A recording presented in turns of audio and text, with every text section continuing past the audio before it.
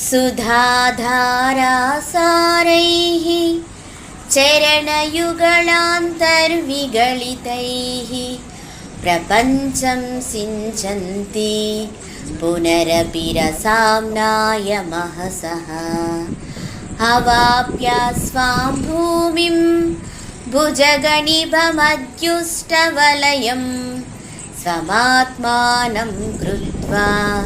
स्वपिशिकुलकुण्डे कुहरिणी चतुर्भिः श्रीकण्ठैः शिवयुवतिभिः पञ्चभिरपि प्रभिन्नाभिः शम्भोः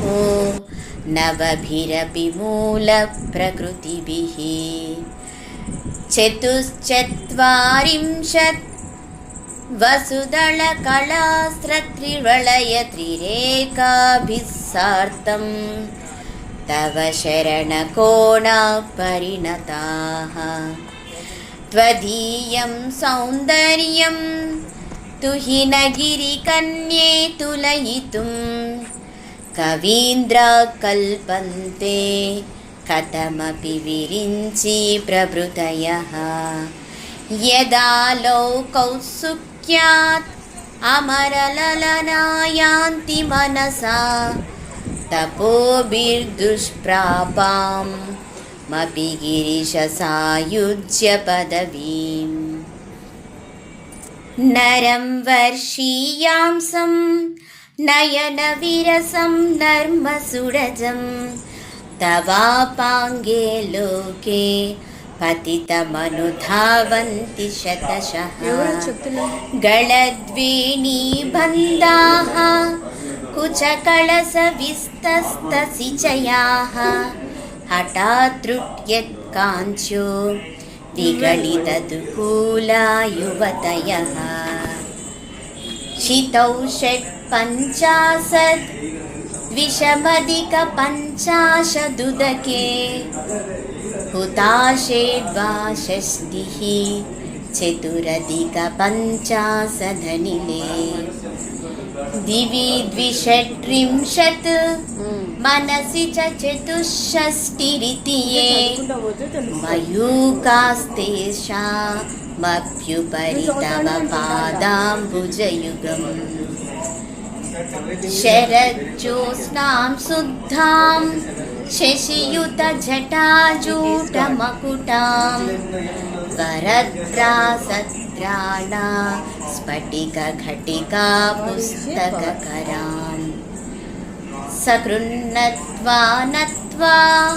कथमिव सतां सन्निदधते मधुक्षीराद्राक्षा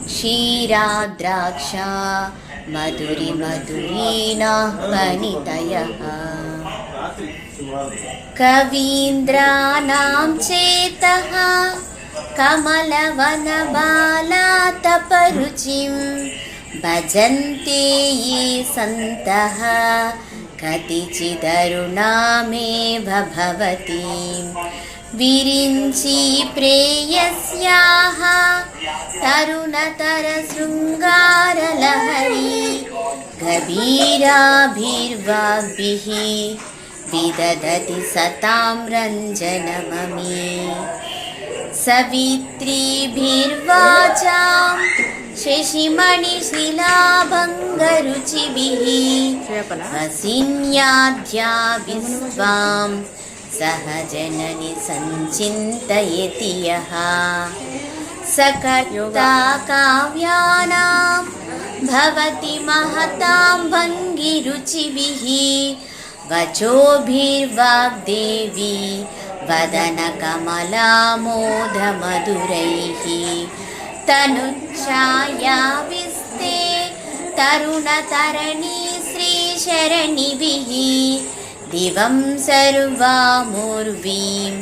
अरुणिमणिमग्नां स्मरति यः भवन्त्यस्य वनहरिणि शालीननयनाः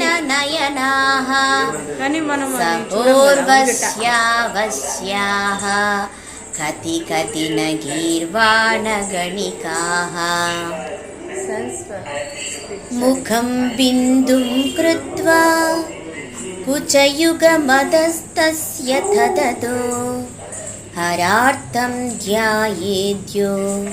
हरमहिषिते मन्मथकलाम् स सद्यः संक्षोभं नयति वनिता इत्यतिलघु त्रिलोकीमप्यासु भ्रमयति रवीन्दुस्तनयुगाम् किरन्तीमङ्गेभ्यः किरणनिकुरुम्बामृतरसं हृदित्वा मादत्ते हिमकरशिलामूर्तिमिव यः ससर्पाणां दर्पं शमयति शकुन्तादिपैव ज्वरप्लुष्टान् दृष्ट्या सुखयति सुधाधारसिरया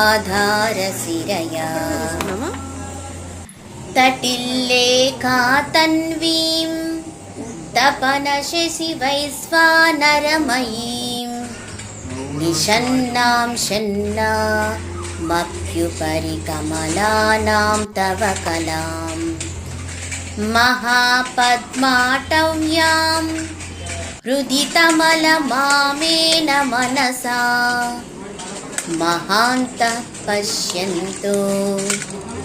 ददति परमाह्लादलहरीं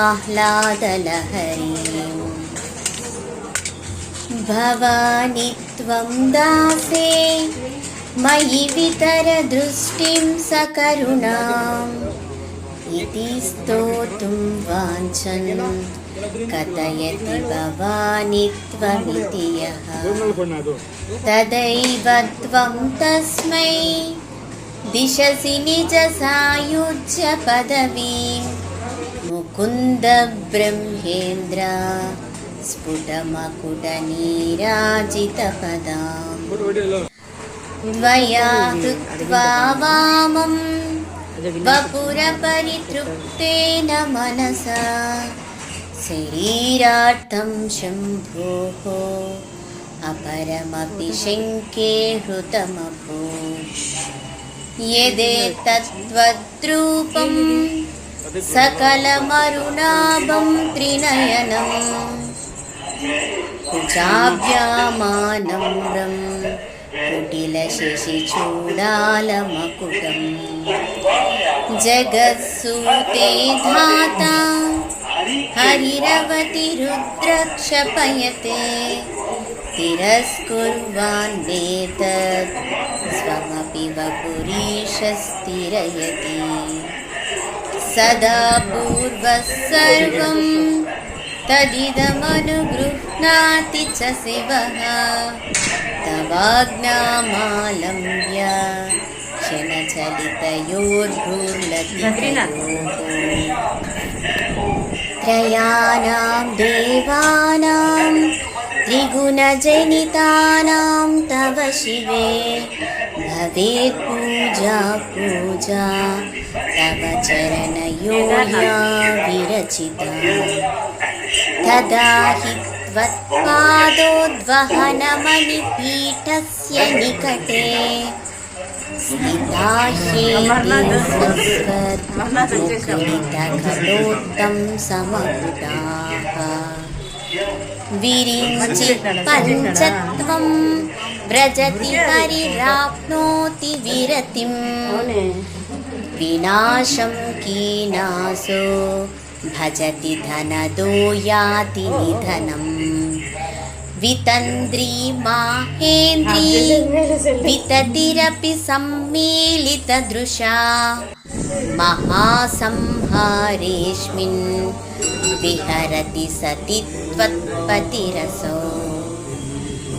जपो जल्पशिल्पं सकलमपि मुद्रा विरचना गतिप्रादक्षिण्यक्रमणा मसनाद्याहुतिविधिः प्रणामसंवेशः सुखमखिलमात्मार्पणदृशा सपर्यापर्यायः स्तव भवतु यन्मे विलसितम् सुधामप्यास्वाद्य प्रतिभयजरा मृत्युहरिणी विपद्यन्ते विश्वे विधिशतमखाद्यादिविशदः कराळं यच्छ्वेळं कबलितवतः कालकलन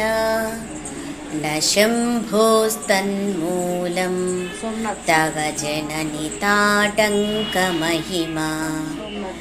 किरीटं वैरिञ्चं परिहरपुरकैटभविदः कठोरे कोटीरे स्खलसि जहि जम्भारिमकुटम् प्रणम्रे श्वेतेषु प्रसवमुपयातस्य भवनं भवस्याभ्युत्थाने तव परिजनोक्तिर्विजयते स्वदेहोद्भूताभिः गृणिभिरनिमाद्याभिरभितो निषेवे नित्ये त्वाम् अहमिति सदा भावयति यः किमाश्चर्यं तस्य त्रिनयनसमृद्धिं तृणयतो महासंवर्ताग्निः विरचयति नीराजनविधिम् శివోహం శివాలయం భారతదేశంలోని బెంగళూరులోని ఓల్డ్ ఎయిర్పోర్ట్ రోడ్లో ఉన్న ఒక దేవాలయము. పూర్వము శివమందిరం అని పిలువబడే ఈ ఆలయాన్ని 1995న శృంగేరి శంకరాచార్యులు ప్రతిష్ఠించారు. శివుని మూర్తిని శిల్పి కాశీనాథ్ రూపొందించారు. పురాతన వేద గ్రంథాలలోని సూత్రాలను అర్థం చేసుకోవడం ద్వారా ప్రజలు మోక్షాన్ని పొందడంలో సహాయం చేయడంపై ఆలయం దృష్టి మారినప్పుడు 2016లో ఆలయానికి శివోహం శివాలయంగా పేరు మార్చారు. శివుని విగ్రహం అతని జుట్టు నుండి గంగానది ప్రవహిస్తున్నట్లుగా శివ పురాణంలో పేర్కొన్నట్లుగా ఈ విగ్రహం తన డమరు మరియు త్రిశూలంతో ధ్యాన భంగిమలో కూర్చొని ఉంది. 65 అడుగుల శివుని విగ్రహంతో పాటు 32 అడుగుల వినాయకుని విగ్రహం కూడా ఉంది. దేవతలు తమ సమస్యలను పరిష్కరిస్తారనే ఆశతో పూజలు చేసేవారు. తరచూ కుంకుమ పువ్వు దారాలను వినాయకునికి ముందు కట్టి ఉంటారు. అభయారణ్యంలో అనేక వైద్యం చేసే రాళ్ళు శివుని విగ్రహానికి ఎదురుగా ఉంచబడ్డాయి. అద్భుతాలను అనుభవించాలనే ఆశతో భక్తులు ఈ వైద్యం చేసే రాళ్లను ముట్టుకుంటారు లేదా ఆలింగనం చేసుకుంటారు.